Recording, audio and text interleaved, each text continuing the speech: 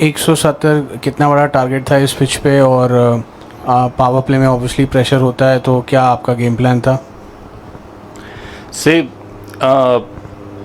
I think 170 I think हम defend कर सकते थे इजीली। बहुत पार स्कोर था, क्योंकि जिस तरह का विकेट बिहेव कर रहा था, जब रोहित भाई से बात हुई, वो जब बैटिंग करके आए तो वो वही बोल रहे थे कि बड़े शॉट मारना बहुत मुश्किल है, क्योंकि ऑड बॉल स्पिन हो रहा है और ऑड बॉल नीचे भी रह रहा है, स्केटिंग ऑन हो रहा है। तो वही बात थी हमारी कि 150 160 बहुत ही गुड स्कोर है हमारे लिए, हम डिफेंड कर सकते हैं। तो या 170 हमने जब बनाया तो हमें पता था कि हमने 10-15 रन ज़्यादा बनाए, और प्लान यही था। ऑब्वियसली पावर प्ले में मुश्किल होता है, लेकिन जब आपको पता है कि विकेट से हेल्प मिल रही है, थोड़ी मदद मिल रही है, तो उस टाइम पे आपको ज़्यादा ना सोच के, ज़्यादा और एक्स्ट्रा ऑर्डिनरी ना करके, मुझे लगता था कि जितना मैं कीप इट सिंपल रखूँगा वो मेरे लिए बहुत ज़्यादा इजी रहेगा।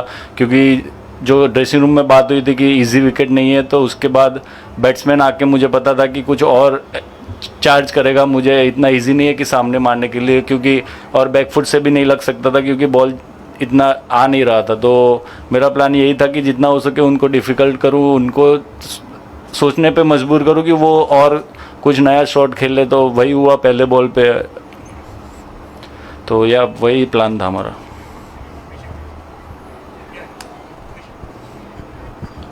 आप जब बैटिंग करने गए थे तो आपको भी कुछ महसूस हुआ होगा कि पिच कैसे कर रही है, और क्या बाकी टीमों की अपेक्षा इंग्लिश टीम और ज़्यादा भारतीय स्पिनरों के सामने परेशान हो जाते हैं उनके बल्लेबाज? हाँ, ऐसा तो नहीं कह सकते कि ज़्यादा परेशान हो जाते हैं कि ऑब्वियसली जिस दोनों के सेम पिच है वही है, और वो ज़्यादा मुझे नहीं लगता था कि परेशान हो जाते हैं। ऑब्वियसली प्रेशर की बात है उस टाइम पे, और जब आपने स्कोर लगा दिया हो और आप जब चेस कर रहे हो तो वो प्रेशर में आपको पता है कि विकेट थोड़ा हेल्प कर रहा है बॉलर को। तो एज अ ओपनर्स जो टॉप 4 में खेलते हैं तो वो वही सोचते हैं कि जितना हो सके हम पावर प्ले का फ़ायदा उठाएंगे तो वो रहेगा। तो मुझे लगता है कि वही उनकी सोच वही होगी कि पावर प्ले में फ़ायदा उठाने के, बट सक्सेस नहीं मिला ऑब्वियसली। बट वैसा मुझे नहीं लगता कि इंडियन के सामने वो आई थिंक ज़्यादा प्रेशर महसूस करते हैं।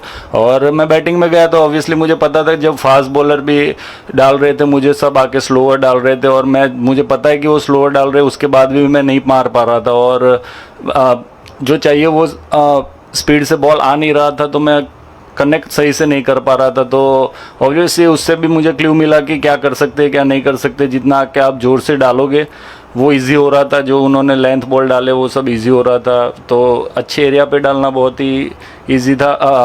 अच्छे एरिया पे डाल के मुझे लग रहा है कि आप किसी ने मारा नहीं है मुझे लेंथ बॉल पे, जो भी अच्छा बॉल गिरा है। तो अच्छी लेंथ और लाइन पे डालना बहुत ही इम्पोर्टेंट था, तो वही मैं महसूस किया, और जब पावर प्ले में आया तो मैंने वही किया। अक्षर, आपका first ball of every over wickets मिला, उसके बारे में बोलिए। और ये पिच में SVEEP and reverse sweep better option है क्या? बड़ा शॉट मारना मुश्किल होता है।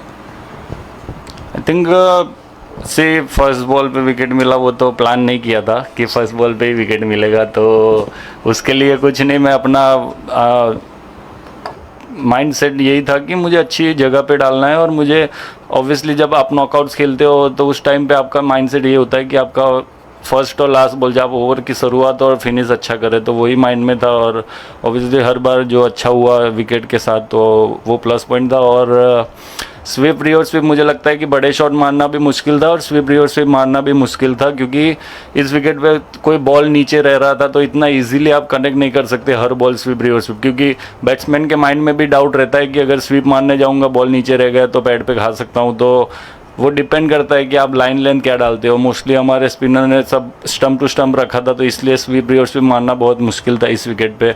और सामने मारने के लिए जितना हो सके उतना सामने मारना पड़ता है, लेकिन जितना हमने वीडियोस देखे उनके बैट्समैन थोड़ा बैकफुट पे रहते हैं, तो इसलिए उनको इतना इजी नहीं मिल रहा था कि आगे थोड़ा पाँव निकाल के खेलना पड़ता इस विकेट पे, जिस तरह की विकेट थी।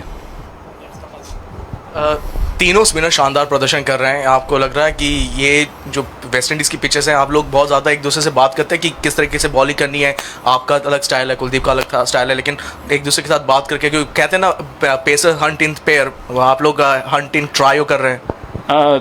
सी ऑब्वियसली कम्युनिकेशन बहुत ही इम्पोर्टेंट हो जाता है बड़े मुकाबलों में, और आई थिंक हम सब जो भी मैचेस खेले सब ने वैसा ही सोचा है कि ये हमारे लिए बड़ा मुकाबला है, और इसी तरह का माइंडसेट से चल रहे थे, और वही कोशिश कर रहे हैं कि जितना हो सके जब कोई भी पहला दूसरा ओवर डालता है तो कम्युनिकेशन बहुत ही इजी हो जाता है, उसको पता चल जाता है कि विकेट में क्या हो रहा है क्या नहीं हो रहा है। तो ऑब्वियसली मैं और जड्डू भाई और कुलदीप से मैं बात करता रहता हूँ कि जब मैं पहली ओवर डालता हूँ तो विकेट से ये हो रहा है ये नहीं हो रहा है, आई थिंक तेज़ वाला बॉल थोड़ा रुक के जा रहा है। तो मैं जब फर्स्ट ओवर में जड्डू भाई ने भी बॉल डाला, उसके बाद मैंने जब 10 ओवर का ब्रेक हुआ था तो उसमें मैंने उनको यही बोला कि जो हमारी लाइन लेंथ है इधर वो थोड़ी रुक के जा रही है तो उनको कट मारने में इजी हो रहा है, तो आप थोड़ा और ऊपर जा सकते हो और पेस में भी वेरी कर सकते हो, इस विकेट पे इतना इजी नहीं है।